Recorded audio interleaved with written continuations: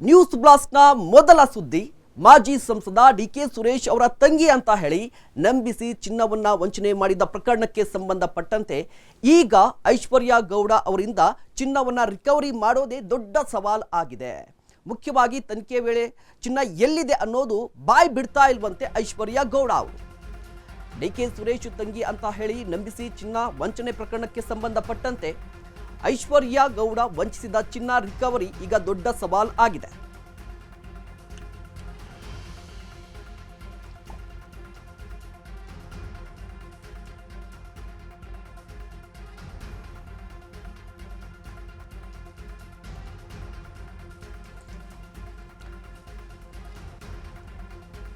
ಐಶ್ವರ್ಯ ಗೌಡ ವಂಚಿಸಿದ ಚಿನ್ನ ರಿಕವರಿ ಆಗೋದು ದೊಡ್ಡ ಸವಾಲು. ಕಾರಣ ಏನಪ್ಪಾ ಅಂತ ಹೇಳಿದ್ರೆ, ವಿಚಾರಣೆಯ ಸಂದರ್ಭದಲ್ಲಿ ಚಿನ್ನ ಎಲ್ಲಿದೆ ಅಂತ ಕೇಳಿದ್ರೆ ನಮಗೆ ಗೊತ್ತಿಲ್ಲ ಅಂತ ಹೇಳ್ತಾ ಇದ್ದಾರಂತೆ. 14 kg ಚಿನ್ನ ಎಲ್ಲಿದೆ ಅಂತ ಹೇಳಿ ಕೇಳಿದ್ರೆ ಗೊತ್ತಿಲ್ಲ ಅಂತ ಆನ್ಸರ್ ಕೊಡ್ತಾ ಇದ್ದಾರೆ ದಂಪತಿಗಳು. ಇಡೀ ಪ್ರಕರಣಕ್ಕೆ ಸಂಬಂಧಪಟ್ಟಂತೆ ಐಶ್ವರ್ಯ ಗೌಡ ಮತ್ತು ಅವರ ಪತಿ ಹರೀಶ್ರನ್ನ ಪೊಲೀಸರು ವಶಕ್ಕೆ ಪಡೆದುಕೊಂಡಿದ್ದಾರೆ, ಅರೆಸ್ಟ್ ಮಾಡಿದ್ದಾರೆ. ಈಗ ಈ 14 kg ಚಿನ್ನ ಎಲ್ಲಿದೆ ಅನ್ನೋದು $1 ಮಿಲಿಯನ್ ಪ್ರಶ್ನೆ.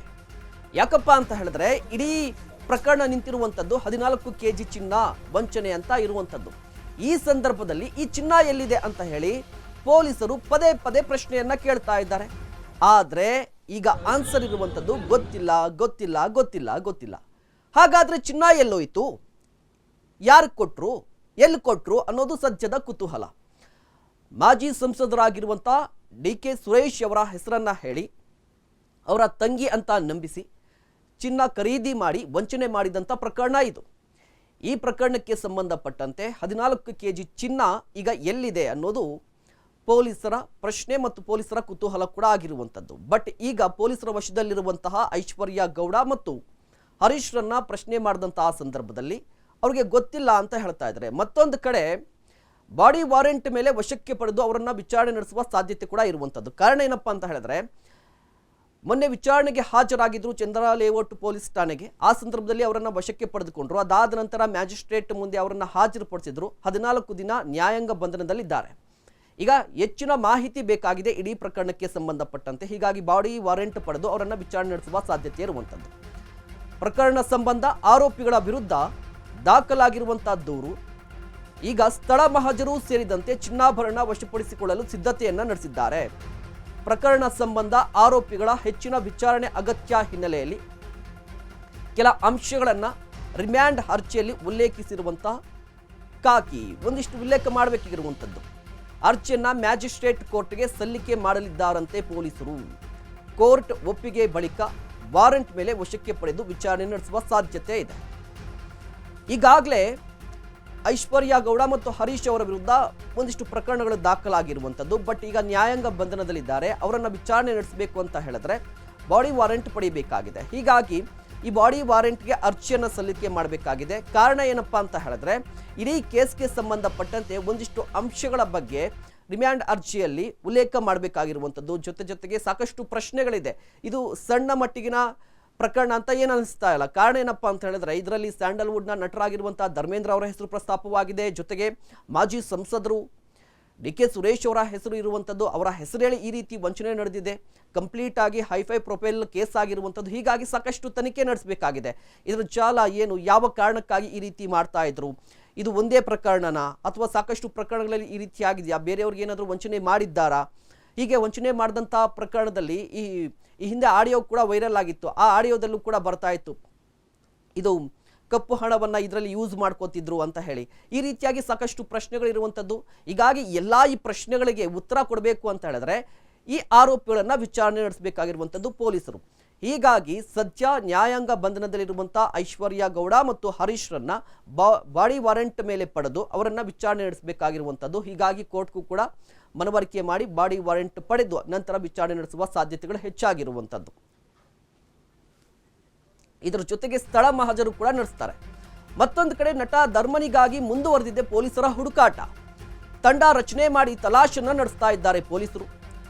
ಧರ್ಮೇಂದ್ರ ವಿರುದ್ಧ ಡಿಕೆ ಸುರೇಶ್ ಧ್ವನಿಯಲ್ಲಿ ಮಾತನಾಡಿದ ಆರೋಪ ಇದೆ. ವನಿತಾ ಮಾತ್ರವಲ್ಲದೆ ಹಲವರ ಜೊತೆ ಧರ್ಮೇಂದ್ರ ಅವರು ಕೂಡ ಮಾತನಾಡಿದ್ದಾರೆ. ನಿನ್ನೆ ಶ್ರೇಯಸ್ ಜೊತೆಗೆ ಮಾತನಾಡಿರುವ ಆಡಿಯೋ ಕೂಡ ವೈರಲ್ ಆಗಿದೆ. ಕಾನ್ಫರೆನ್ಸ್ ಕಾಲ್ನಲ್ಲಿ ಐಶ್ವರ್ಯ, ಧರ್ಮೇಂದ್ರ ಮತ್ತು ಶ್ರೇಯಸ್ ಇದ್ರು. ಸದ್ಯ ಬಂಧನದ ಭೀತಿಯಲ್ಲಿರುವಂತಹ A3 ಆರೋಪಿ ನಟ ಧರ್ಮೇಂದ್ರ ಎಸ್ಕೇಪ್ ಆಗಿದ್ದಾರೆ, ಪರಾರಿಯಾಗಿದ್ದಾರೆ. ಇದರ ಜೊತೆಗೆ ನಿರೀಕ್ಷಣಾ ಜಾಮೀನಿಗೆ ಧರ್ಮೇಂದ್ರ ಅವರು ಅರ್ಜಿಯನ್ನು ಕೂಡ ಸಲ್ಲಿಸಿದ್ದಾರೆ. ಇವತ್ತು ಕೋರ್ಟ್ನಲ್ಲಿ ಅರ್ಜಿ ವಿಚಾರಣೆಗೆ ಬರುವ ಸಾಧ್ಯತೆ ಕೂಡ ಇದೆ. ಇಡೀ ಪ್ರಕರಣದಲ್ಲಿ A1 ಆರೋಪಿ ಐಶ್ವರ್ಯ ಗೌಡ, A2 ಹರೀಶ್, A3 ಅಂದ್ರೆ ಧರ್ಮೇಂದ್ರ ಅವರು. ಧರ್ಮೇಂದ್ರ ಅವರ ವಿರುದ್ಧ ಆರೋಪ ಏನಪ್ಪಾ ಅಂತ ಹೇಳಿದ್ರೆ, ಮಾಜಿ ಸಂಸದರಾಗಿರುವಂತಹ DK ಸುರೇಶ್ ಅವರ ಧ್ವನಿಯಲ್ಲಿ, ಅವರ ರೀತಿಯಲ್ಲಿ ಮಾತನಾಡಿದ್ದಾರೆ ಅನ್ನುವ ಆರೋಪ. ಇದಕ್ಕೆ ಸಂಬಂಧಪಟ್ಟಂತೆ ಒಂದಿಷ್ಟು ಆಡಿಯೋ ಕೂಡ ವೈರಲ್ ಆಗಿರುವಂಥದ್ದು. ನಿನ್ನೆ ಅಷ್ಟೇ ಶ್ರೇಯಸ್ ಎಂಬ ವ್ಯಕ್ತಿಯ ಜೊತೆ DK ಸುರೇಶ್ ಅವರ ರೀತಿಯಲ್ಲಿ ಮಾತನಾಡಿದ್ದಾರೆ ಧರ್ಮೇಂದ್ರ ಅವರು ಎನ್ನಲಾಗಿರುವಂಥ ಆಡಿಯೋ ರಿಲೀಸ್ ಆಗಿತ್ತು. ಈ ಕಾನ್ಫರೆನ್ಸ್ ಕಾಲಲ್ಲಿ ಐಶ್ವರ್ಯ ಕೂಡ ಇದ್ರು. ಈಗ ಐಶ್ವರ್ಯ ಮತ್ತು ಹರೀಶ್ ಬಂಧನ ಆಗಿದೆ. ಬಟ್ ಧರ್ಮೇಂದ್ರ ಎಲ್ಲಿ ಅಂತ ಹೇಳಿದ್ರೆ ಅವರು ಪರಾರಿಯಾಗಿದ್ದಾರೆ, ನಾಪತ್ತೆ ಆಗಿದ್ದಾರೆ. ಅವ್ರಿಗಾಗಿ ಹುಡುಕಾಟ ಕೂಡ ಮುಂದುವರೆದಿರುವಂಥದ್ದು. ಪ್ರತ್ಯೇಕ ತಂಡವನ್ನು ಕೂಡ ರಚನೆ ಮಾಡಿದ್ದಾರೆ ಚಂದ್ರ ಲೇಔಟ್ ಪೊಲೀಸರು.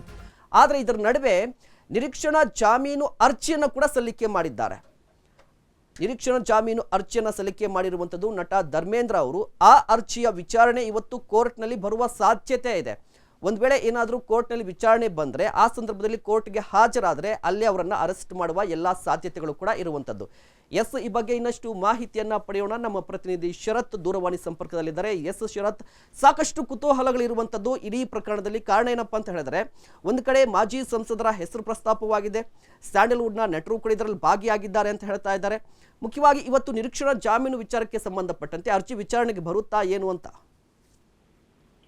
ಮಹೇಶ್, ಏನು DK ಸುರೇಶ್ ಸಹೋದರಿ ಅಂತ ಹೇಳಿ ಏನು ವಂಚನೆಯನ್ನ ಮಾಡಿದಂತಹ ಪ್ರಕರಣದಲ್ಲಿ ಈಗಾಗಲೇ ಐಶ್ವರ್ಯ ಗೌಡ ಹಾಗೆ ಆಕೆಯ ಪತಿಯಾಗಿರುವಂತಹ ಹರೀಶ್ ಇಬ್ಬರನ್ನು ಕೂಡ ಬಂಧನವನ್ನ ಮಾಡಲಾಗಿದೆ. ಬಂಧನವನ್ನ ಮಾಡಿ ವೈದ್ಯಕೀಯ ಪರೀಕ್ಷೆಯನ್ನು ನಡೆಸಿ ತದನಂತರ ಕೋರಮಂಗಲದಲ್ಲಿರುವಂತಹ ನ್ಯಾಯಾಧೀಶರ ನಿವಾಸದಲ್ಲಿ ಹಾಜರುಪಡಿಸುವಂತಹ ವೇಳೆಯಲ್ಲಿ ನ್ಯಾಯಾಧೀಶರು 14 ದಿನಗಳ ನ್ಯಾಯಾಂಗ ಬಂಧನವನ್ನು ನೀಡಿ ಆದೇಶವನ್ನು ಹೊರಡಿಸಿದ್ರು. ಸದ್ಯ ಇನ್ನು ಅವತ್ತು ಕೋರ್ಟ್ಗೆ ರಜೆ ಇದ್ದಂತಹ ಕಾರಣ ನ್ಯಾಯಾಧೀಶರ ಮನೆಯ ಮುಂದೆ ಹಾಜರನ್ನ ಪಡಿಸಲಾಗಿತ್ತು. ತದನಂತರ ಇನ್ನು ಪ್ರಕರಣಕ್ಕೆ ಸಂಬಂಧಪಟ್ಟಂತೆ ತನಿಖೆಯೇ ಬಾಕಿ ಇರುವಂತಹ ಕಾರಣ, ಜೊತೆಗೆ ಇನ್ನು ಈ 14 kg ಬಂಗಾರವನ್ನು ವಂಚನೆ ಮಾಡಿದ್ದಾರೆ ಎನ್ನುವ ಒಂದು ಆರೋಪ ಏನಿದೆ, ಆ 14 kg ಬಂಗಾರವನ್ನು ಕೂಡ ರಿಕವರಿಯನ್ನ ಮಾಡಬೇಕಾಗುತ್ತೆ. ಎಲ್ಲೆಲ್ಲಿ ಅವರು ಮಾರಾಟವನ್ನು ಮಾಡಿದ್ದಾರೆ, ಎಲ್ಲೆಲ್ಲಿ ಹೋಗಿದೆ ಅದು ಅಂತ ಹೇಳಿ ಅದಕ್ಕೆ ಸಂಬಂಧಪಟ್ಟಂತೆ ಸ್ಥಳ ಮಾಜರನ್ನ ಮಾಡಬೇಕಾಗುತ್ತೆ. ಹಾಗೆ ಈಗಾಗಲೇ ದೂರುದಾರ ಆಗಿರುವಂತಹ ವನಿತಾ ಅವರನ್ನ ಕರೆಸಿ ಕೂಡ ಆಡಿಯೋ ಸ್ಯಾಂಪಲ್ ಸಾಕ್ಷಿಗಳನ್ನ ಕೂಡ ಪೊಲೀಸರು ಪಡೆದುಕೊಂಡಿದ್ದಾರೆ. ಅದಕ್ಕೆ ಸಂಬಂಧಪಟ್ಟಂತಹ ಕ್ರಾಸ್ ವೆರಿಫಿಕೇಶನ್ ಅನ್ನು ಕೂಡ ಪೊಲೀಸರು ಮಾಡಬೇಕಾಗುತ್ತೆ. ಹಾಗಾಗಿ ಆರೋಪಿಗಳ ವಾಯ್ಸ್ ಸ್ಯಾಂಪಲ್ ಅನ್ನ ಪಡೆದುಕೊಳ್ಬೇಕಾಗುತ್ತೆ, ಸ್ಥಳ ಮಾಜರನ್ನ ಮಾಡಬೇಕಾಗುತ್ತೆ, ಹಾಗೆ ಚಿನ್ನವನ್ನು ಕೂಡ ರಿಕವರಿಯನ್ನ ಮಾಡಬೇಕಾಗುತ್ತೆ. ಹಾಗೆ ಹೆಚ್ಚಿನ ತನಿಖೆ, ಎಲ್ಲಾ ಕಾರಣಗಳಿಂದಾಗಿ ಹೆಚ್ಚಿನ ತನಿಖೆ ಅವಶ್ಯಕತೆ ಇರುವಂತಹ ಕಾರಣಕ್ಕೋಸ್ಕರ ಅವರನ್ನ ವಶಕ್ಕೆ ಪಡೆದುಕೊಂಡು ವಿಚಾರಣೆಯನ್ನು ನಡೆಸಬೇಕಾಗುತ್ತೆ. ಸದ್ಯ ಇವತ್ತು ಬಾಡಿ ವಾರೆಂಟ್ ಮೇಲ್ಗಡೆ ವಶಕ್ಕೆ ಪಡೆದುಕೊಂಡು ಅವರನ್ನ ವಿಚಾರಣೆಯನ್ನು ನಡೆಸುವಂತಹ ಸಾಧ್ಯತೆ ಇದೆ. ಸದ್ಯ ಪರಪ್ಪರ ಅಗ್ರಹಾರ ಜೈಲಿನಲ್ಲಿ ಐಶ್ವರ್ಯ ಗೌಡ ಹಾಗೆ ಮತ್ತೆ ಆಕೆಯ ಪತಿಯಾಗಿರುವಂತಹ ಹರೀಶ್ ಇದ್ದಾರೆ. ಅವರಿಗೆ ಸಂಬಂಧಪಟ್ಟಂತಹ ರಿಮ್ಯಾಂಡ್ ಅರ್ಜಿಯನ್ನ ಮ್ಯಾಜಿಸ್ಟ್ರೇಟ್ ನ್ಯಾಯಾಲಯಕ್ಕೆ ಸಲ್ಲಿಕೆಯನ್ನ ಮಾಡಿ ಎಲ್ಲಾ ಕಾರಣಗಳನ್ನ ಉಲ್ಲೇಖ ಮಾಡಿ ನ್ಯಾಯಾಲಯದಿಂದ ಪರ್ಮಿಷನ್ ಅನ್ನ ಪಡೆದುಕೊಂಡು ಅವರನ್ನ ಬಾಡಿ ವಾರೆಂಟ್ ಮೇಲೆ ವಶಕ್ಕೆ ಪಡೆದುಕೊಂಡು ವಿಚಾರಣೆ ನಡೆಸುವಂತಹ ಸಾಧ್ಯತೆ ಇದೆ.